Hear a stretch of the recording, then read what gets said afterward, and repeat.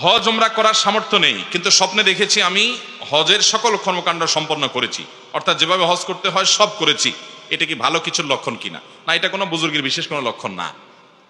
অর্থাৎ এটা করলে আপনি হজ করে ফেলছেন এরকম কিছু না। তবে হ্যাঁ, সুধারণা হতে পারে যে আল্লাহ তাআলা আপনাকে হজ করার তৌফিক দিবেন, বা আপনি হজ করার চেষ্টা যেন করেন, সেটা কোনো ইন্ডিকেট আলামত থাকতে পারে।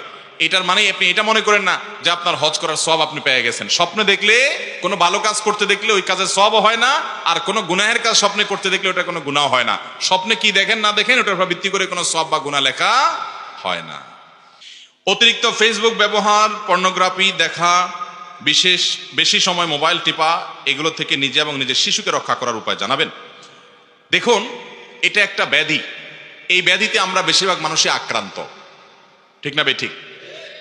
আমরা তো আক্রান্ত, আমাদের ছেলে মেয়েগুলো, বাচ্চাগুলোও আক্রান্ত। আমরা গতকালকে মাহফিলে, পূর্বাঞ্চলের এক মাহফিলে